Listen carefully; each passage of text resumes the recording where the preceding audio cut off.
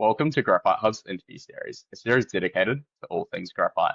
Now, today we're joined by Amanda van Dyke, founder of the Critical Minerals Hub. So, welcome to the series, Amanda. Thanks. It's great to be Great here. to, great to have you with us. Recently, you shared a post on LinkedIn focusing on the differences between natural and synthetic graphite, which caused quite a bit of stir. There's a lot of engagement in it, so we're keen to unpack that in a bit more detail. But how about we start off with the basics? Would you mind just walking us through the key differences between synthetic and natural graphite, and just how those differences influence which material is typically used in battery applications? So, if we move back a couple of steps, graphite is just carbon molecules, a little less organized than, let's say, a diamond molecule. And graphite, carbon molecules, because of the nature of carbon bonds, can transmit a lot of heat. They can absorb a lot of heat and they can absorb a lot of energy. And so that's why they've been used in that's why they batteries, because they're such a perfect anode material.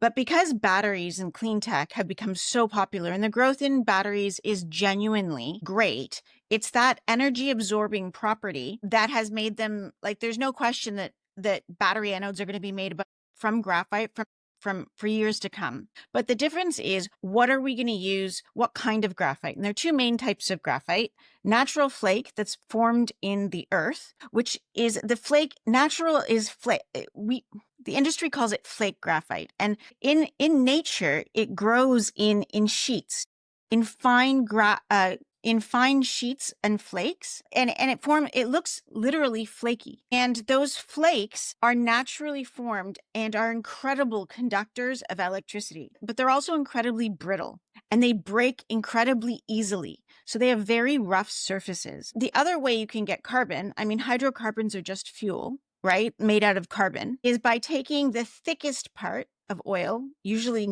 something called tar pitch and then needle coke, and heating it up without burning it and turning it into something called amorphous graphite. So non-flake graphite. So it forms like perfect little round balls of graphite.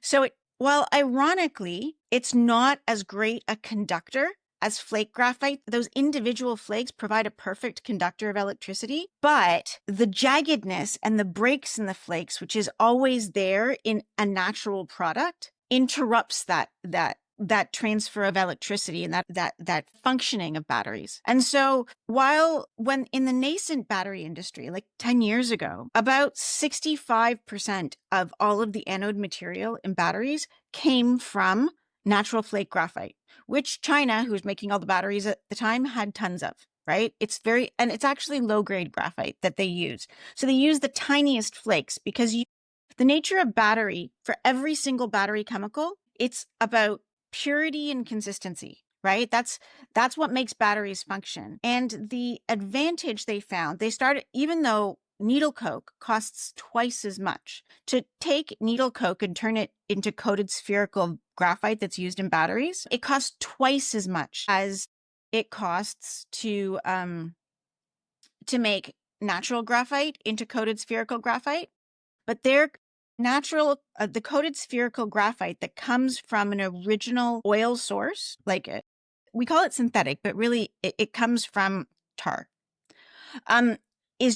it's much more perfectly round. So when it's sitting, even though you coat both natural and graphite, but it's just a much more perfect roundness, which creates a perfect environment for the battery to function. Now, things are slightly changing. And so they went to like 100% graphite because that consistent performance from perfectly round little globules wasn't giving them quite the same level of electrical conductivity. And it's actually the Japanese, like Mitsubishi and stuff like that, the Koreans, Samsung, who started playing with this 100% perfect graphite that they were getting from synthetic sources. And they said, we're not quite getting the electrical conductivity we want. So they started mixing it, right? And anywhere between a 10 and 30% mix of natural and synthetic gives it the perfect functioning. So it's like the little flake graphite is mixed into the larger mass of perfectly shaped graphite. And that seems to balance out consistency and performance, right? So we've gone from 65% natural graphite to 100% synthetic graphite, Yeah. back to about a 10 to 30% mix of natural graphite synthetic compared to synthetic graphite. And that looks like where it's probably going to stay. Everyone keeps saying, but why? Why are they using something that's twice as expensive? And the reason is graphite and the anode is the cheapest part of the battery, and performance matters so much more. The cost is so incrementally unimportant, to be perfectly honest, compared to the cost of the overall battery. The performance is so much more important. And it's that's why they've opted for an option that is frankly twice as expensive. It's because of this. Yeah. Okay. So that was my next question was around how you see this trend moving forward. But from the sounds of it, it sounds like it's going to stay relatively consistent. But do you think with these numbers at the moment, the entire market is basically China? So how do you think we might see that trend when the West starts to produce graphite at scale? Do you think they might potentially favor natural over synthetic, or how do you see that playing out? Can I move one step back? What I said was we went from 65% natural to 0% natural, back up to 10 to 30% natural. And that was 100% based on performance. Now, the battery market's still evolving. There's a lot of different kind of batteries that have a lot of different types of functionality. That science can still evolve. This is where they're sitting today. And one of the things they're doing is that they're wrapping natural graphite in silicon and doing a bit more of this, what's called spheronizing, to try to get the electrical conductivity properties of natural graphite without the irregularity issues and the consistency issues. While right now, 10 to 30% seems to be the norm, with evolving science, I think it could grow a little. Like, I don't want to say that this is it. We figured out the science is done. The science is never done. And battery tech especially is still evolving. And so that 10 to 30% today could easily be 30 to 40% tomorrow if they figure out how to really optimize making natural graphite function. And so, you mentioned that synthetic is key because of the performance and consistency, but one of the most common arguments that we hear is that using synthetic graphite, which is a fossil fuel byproduct, that undermines the EV sector's clean image. How would you respond to that? I would say that ultimately batteries are about functionality, and that argument hasn't really, I think they care more about performance than it's a byproduct. So, number one, if we're being really honest about it, nobody's mining the fossil fuel or extracting fossil fuels for the purpose of the graphite. This is a byproduct that would have been used somewhere else if batteries didn't use it. So I don't think it's adding to the fossil fuel extraction story on one hand. And so I don't think it's genuinely contributing. I think it's more the association with oil and gas. And that's a perception issue that isn't rooted in, I don't think you can say that the synthetic graphite in batteries is truly undermining the whole energy transition ethos. Strictly speaking, if you're just talking about production for the purpose of reducing carbon. And if you take it to one other side of that as well, the reality is what the battery industry has shown to date, and this could change because you never know if public perception really, they seem to care more about performance than anything else.